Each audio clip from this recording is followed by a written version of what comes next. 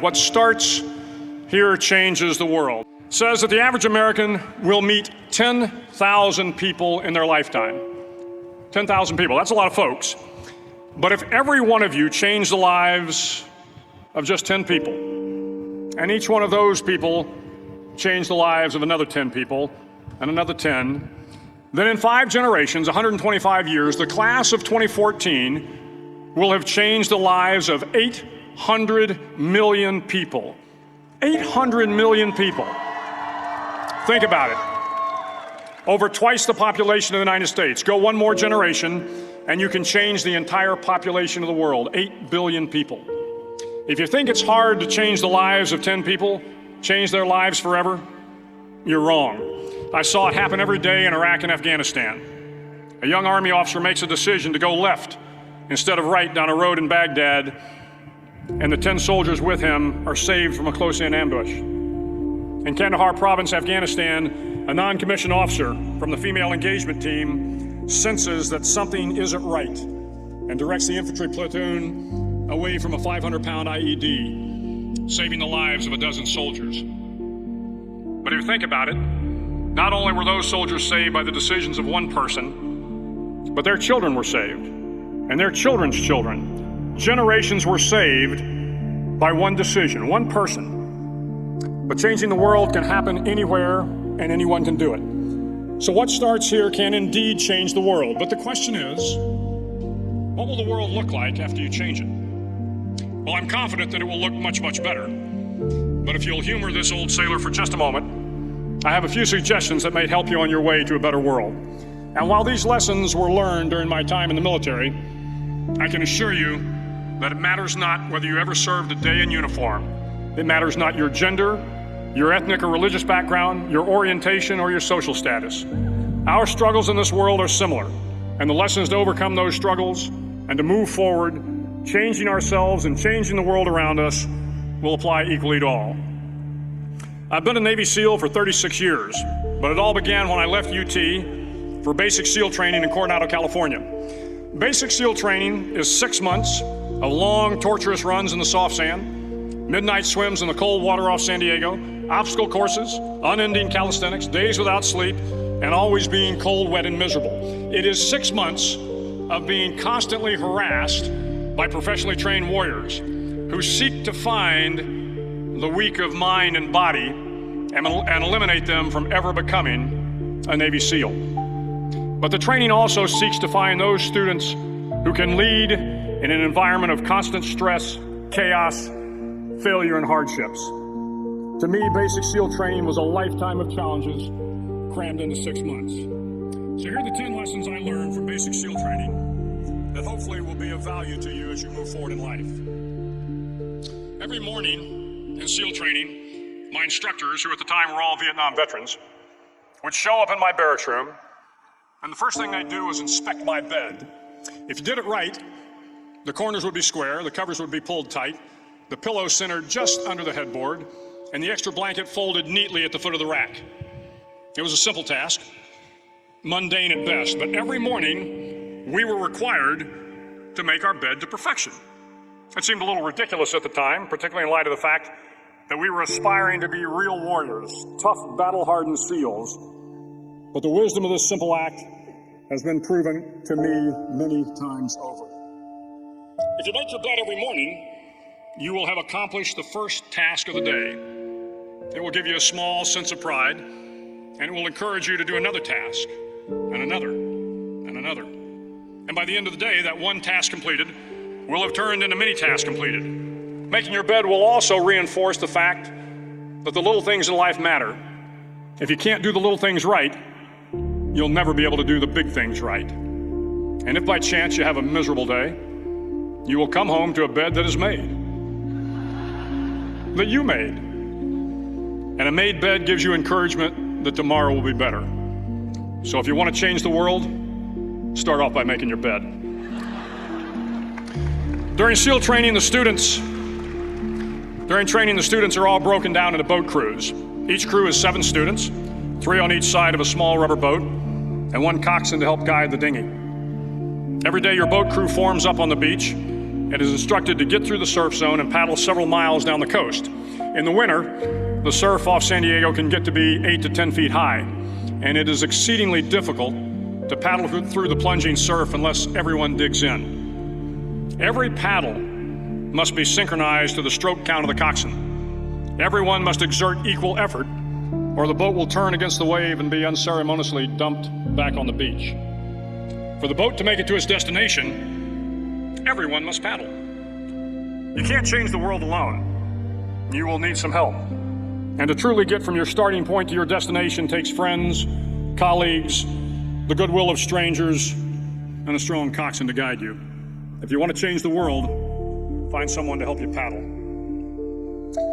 Over a few weeks of difficult training, my SEAL class, which started with 150 men, was down to just 42. There were now 6 boat crews of 7 men each. I was in the boat with the tall guys, but the best boat crew we had was made up of the little guys, the Munchkin crew, we called them. No one was over 5'5". The Munchkin boat crew had 1 American Indian, 1 African American, 1 Polish American, 1 Greek American, 1 Italian American, and 2 tough kids from the Midwest.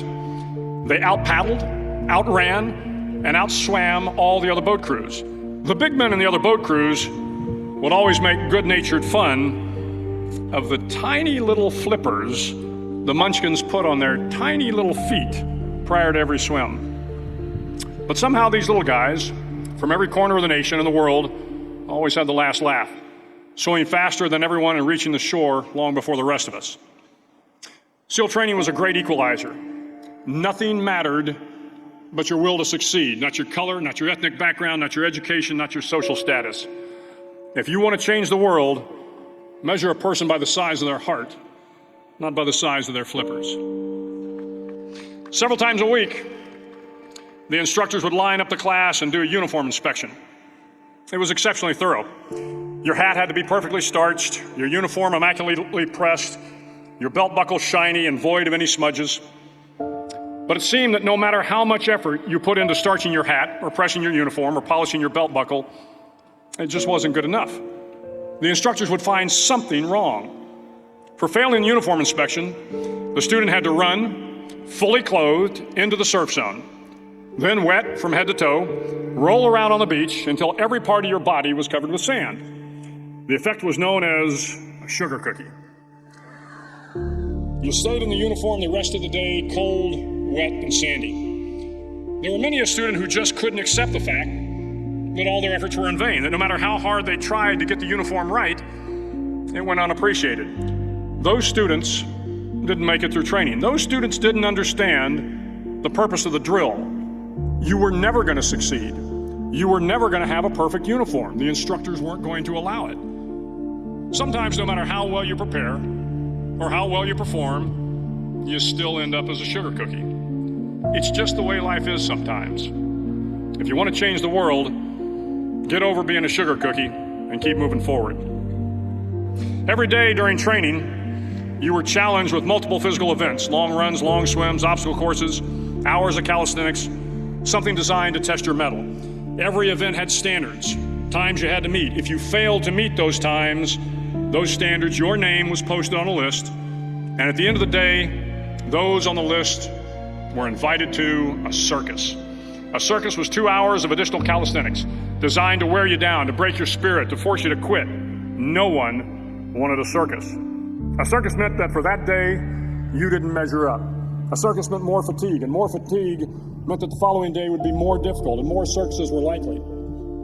But sometime during SEAL training, everyone made the circus list. But an interesting thing happened to those who were constantly on the list. Over time, those students who did 2 hours of extra calisthenics got stronger and stronger. The pain of the circuses built inner strength and physical resiliency. Life is filled with circuses. You will fail. You will likely fail often. It will be painful. It will be discouraging. At times, it will test you to your very core. But if you want to change the world, don't be afraid of the circuses.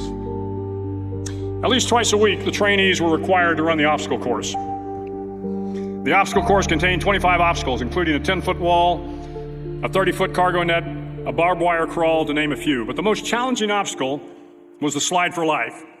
It had a 3-level, 30-foot tower at one end and a 1-level tower at the other. In between was a 200-foot-long rope. You had to climb the 3-tiered tower, and once at the top, you grabbed the rope, swung underneath the rope, and pulled yourself hand over hand until you got to the other end. The record for the obstacle course had stood for years when my class began in 1977. The record seemed unbeatable until one day a student decided to go down the slide for life head first. Instead of swinging his body underneath the rope and inching his way down, he bravely mounted the top of the rope and thrust himself forward. It was a dangerous move, seemingly foolish and fraught with risk. Failure could mean injury and being dropped from the course. Without hesitation, the student slid down the rope perilously fast. Instead of several minutes, it only took him half that time. And by the end of the course, he had broken the record. If you want to change the world, sometimes you have to slide down the obstacles head first. During the land warfare phase of training, the students are flown out to San Clemente Island, which lies off the coast of San Diego. The waters off San Clemente are a breeding ground for the great white sharks. To pass SEAL training, there are a series of long swims that must be completed. One is the night swim. Before the swim, the instructors joyfully brief the students on all the species of sharks that inhabit the waters off San Clemente. They assure you, however, that no student has ever been eaten by a shark, at least not that they can remember. But you are also taught that if a shark begins to circle your position, stand your ground. Do not swim away. Do not act afraid. And if the shark, hungry for a midnight snack, darts towards you, then summons up all your strength and punch him in the snout, and he will turn and swim away. There are a lot of sharks in the world.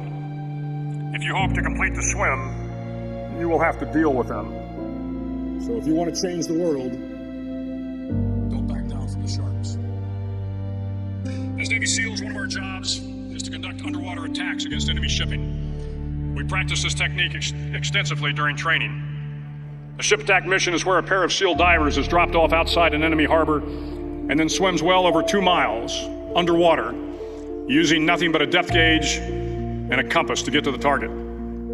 During the entire swim, even well below the surface, there is some light that comes through. It is comforting to know that there is open water above you. But as you approach the ship, which is tied to a pier, the light begins to fade.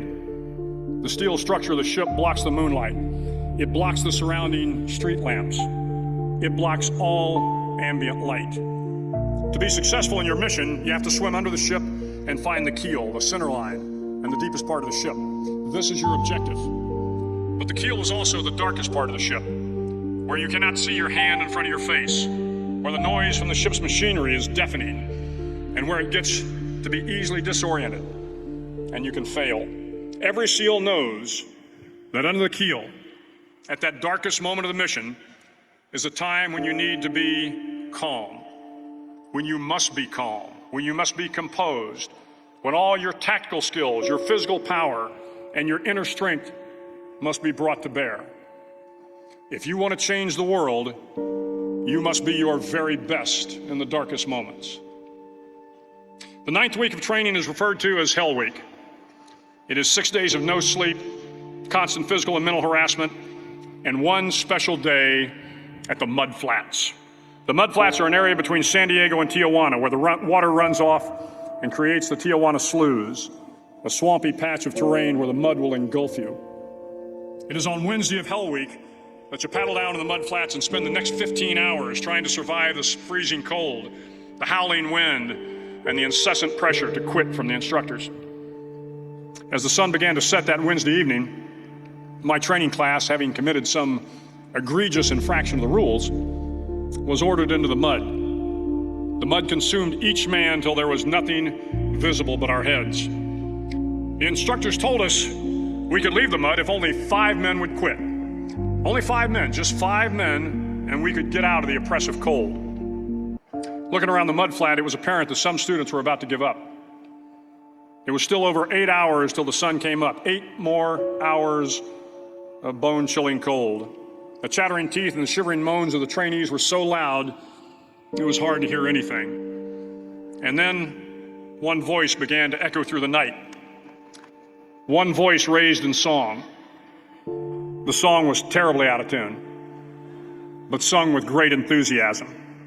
One voice became two, and two became three, and before long, everyone in the class was singing. The instructors threatened us with more time in the mud if we kept up the singing, but the singing persisted. And somehow the mud seemed a little warmer, and the wind a little tamer, and the dawn not so far away. If I have learned anything in my time traveling the world, it is the power of hope. The power of one person, a Washington, a Lincoln, King, Mandela, and even a young girl from Pakistan, Malala. One person can change the world by giving people hope. So if you want to change the world, start singing when you're up to your neck in mud. Finally, in SEAL training, there's a bell. A brass bell that hangs in the center of the compound for all the students to see. All you have to do to quit is ring the bell. Ring the bell, and you no longer have to wake up at 5 o'clock. Ring the bell, and you no longer have to be in the freezing cold swims. Ring the bell, and you no longer have to do the runs, the obstacle course, the PT, and you no longer have to endure the hardships of training. All you have to do is ring the bell to get in. If you want to change the world, don't ever ring the bell. To the class of 2014, you are moments away from graduating, moments away from beginning your journey through life, moments away from starting to change the world for the better. It will not be easy, but you are the class of 2014, the class that can affect the lives of 800 million people in the next century. Start each day with a task completed. Find someone to help you through life. Respect everyone. Know that life is not fair and that you will fail often. But if you take some risks, step up when the times are the toughest, face down the bullies, lift up the downtrodden, and never, ever give up. If you do these things, the next generation and the generations that follow will live in a world far better than the one we have today. And what started here will indeed have changed the world for the better. Thank you very much. Hook 'em horns.